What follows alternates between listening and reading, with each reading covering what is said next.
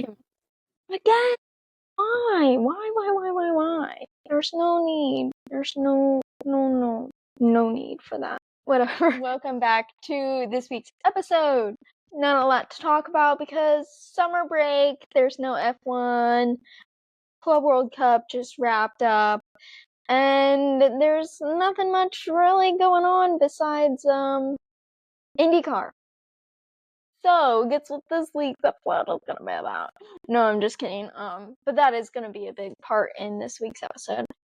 I wish that there was like other sports going on, but not really. And you can't get me to watch tennis to save my life because it's too boring. But that's fine. So I'm just gonna recap the Club World Cup final game, even though, disclaimer, I didn't watch. Oh well. And then I have some others, like a smidge bit soccer news, and then recapping IndyCar for this week because we had a double header. We had back-to-back races. And then, of course, game of the week, which we'll get to that when we get there. You also might be wondering where Julie is. She's on vacation this week. And yeah, you won't see her. But we will have our F1 episode that was supposed to come out last week, this week. Bruh. So don't you worry about that because that will be out on Wednesday, I believe. So yeah. But we will get right into this, jumping into the Club World Cup. Okay, so this is the final. It's Chelsea versus PSG. PSG steamrolled Real Madrid to get into the final, and I don't know how Chelsea got into the final, but I do know that should have been us had Leroy Sané not missed that 1v1 at the game that we were at, but we don't. That should have been us. I'm still crashing out over it, guys. Still crashing out. That would have put us on such a better path, but no. Leroy didn't want to get any of the 4 1v1 chances he had. But it's fine. I'm choosing to forgive and forget. Chelsea, PSG. This game didn't go the way that I thought it was going to go. I thought PSG was going to steamroll Chelsea. I thought it wasn't even going to be close, hence why I didn't even watch it.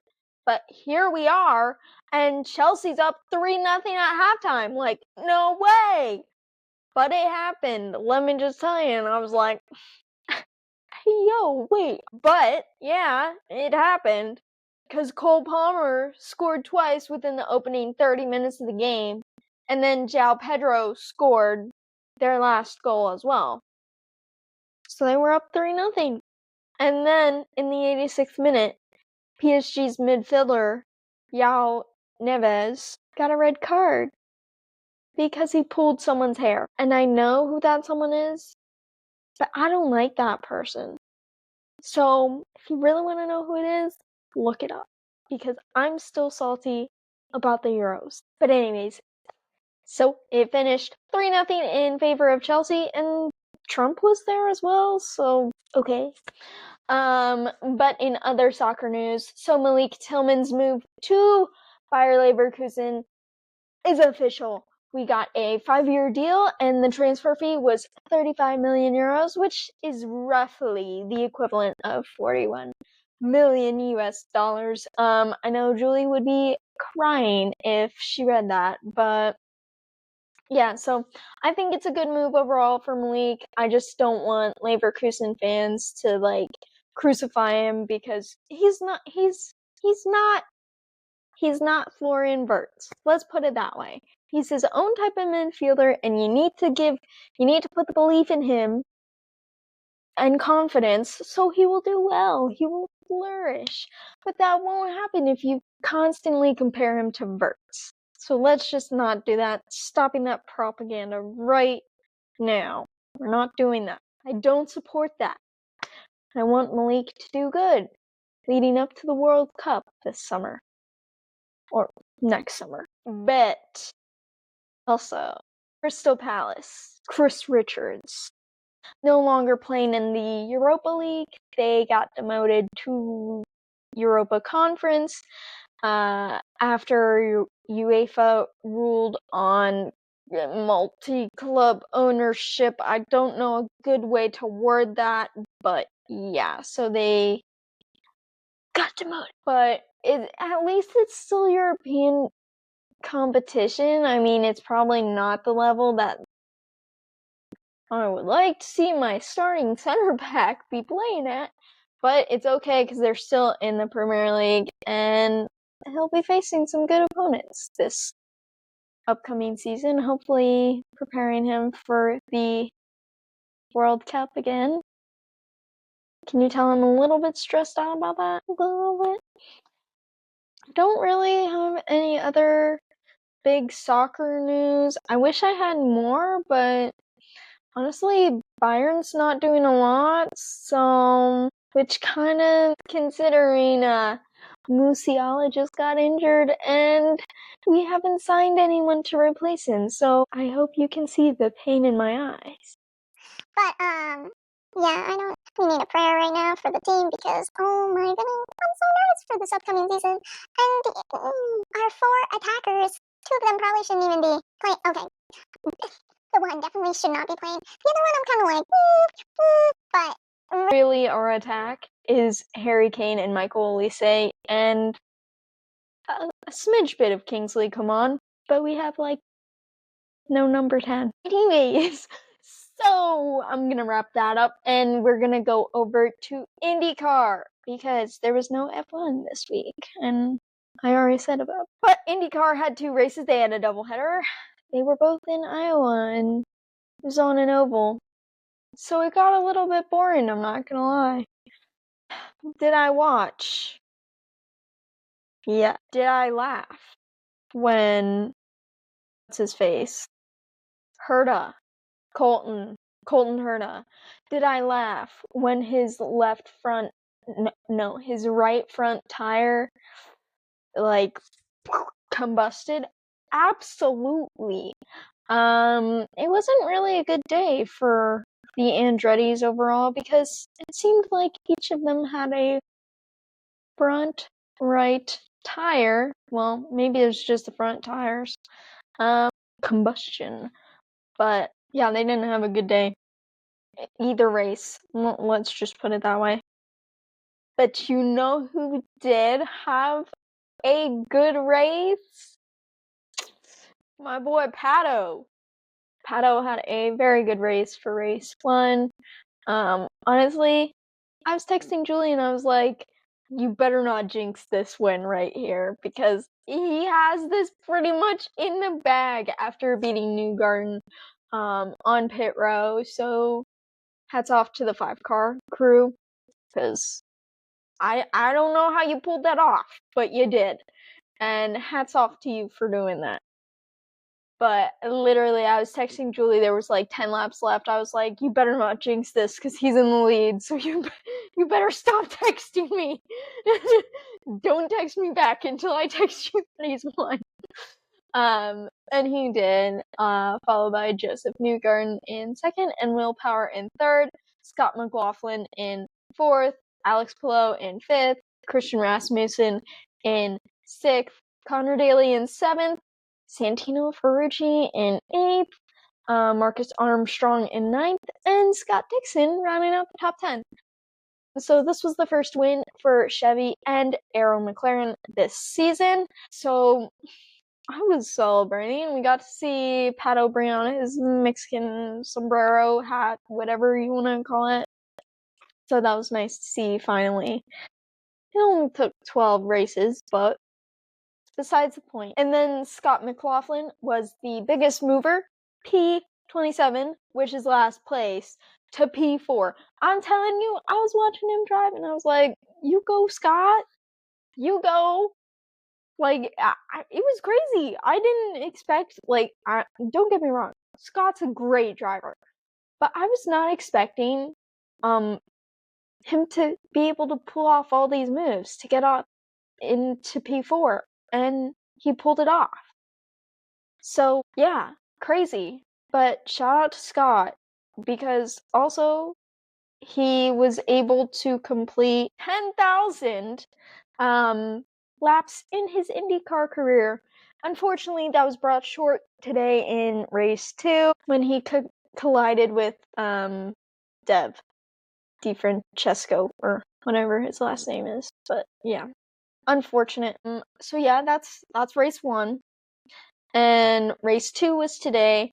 Winner was Alex Palou, and then Scott Dixon in second, Marcus Armstrong in third, David Malukas in fourth, Pato in fifth, Christian Lundgaard in sixth, Felix Rosenqvist in seventh, Christian Rasmussen in eighth, Robert Schwartzman in ninth, and Joseph Newgarden in 10th. And I'm gonna do my best to recap this one because I feel like it's fresh in my mind and I could probably do that. So, coming off lap 1, we're under caution right away, I think, because someone went up into the barrier, which it had been happening all weekend at this point, so it probably shouldn't have shocked anyone. Oh, duh. So we actually started with the driver short because in race 1, Nolan Siegel had a scary crash. I probably wouldn't have fared any better than what he did. But he was not medically cleared to race for race 2.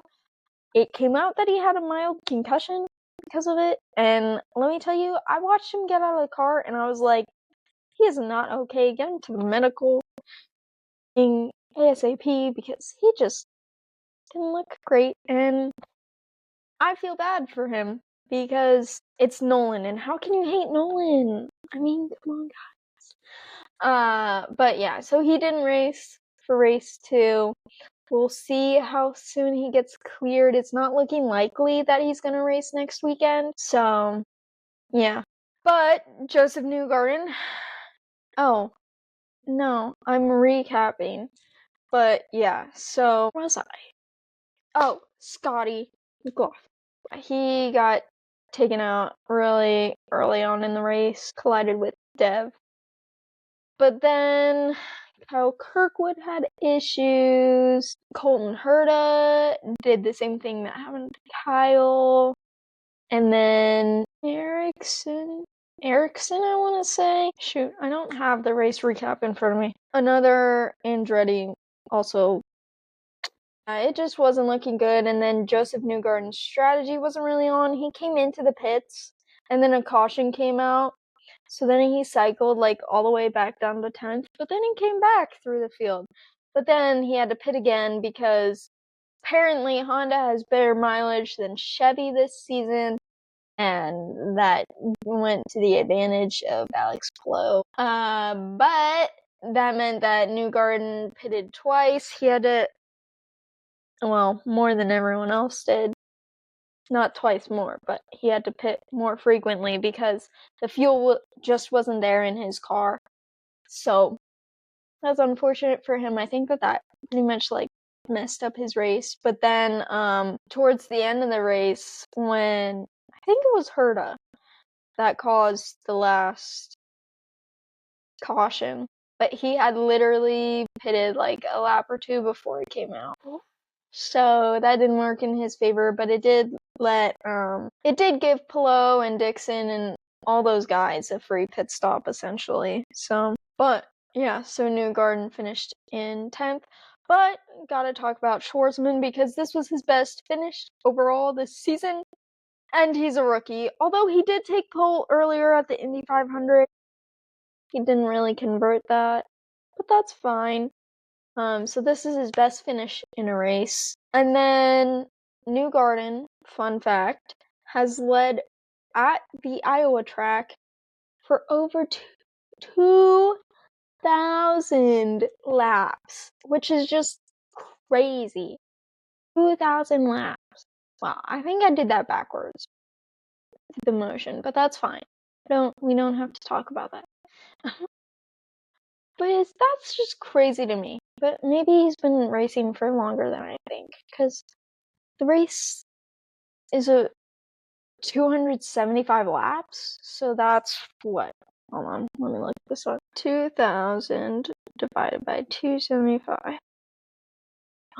Dang! So he's pretty much led for over 7 races, which is crazy. And then my mic died, and I don't know how long it's been dead for. Oh no. Right. Well, I guess we'll find out. Also, something that you might not know that I actually saw on Twitter that I think is really funny, actually, is that Scott Dixon has won a race after a racing movie has come out. Think Driven in 2001. After that, Scott won the race. Cars in 2006, the next IndyCar race. Oh, you guessed it, Scott won it.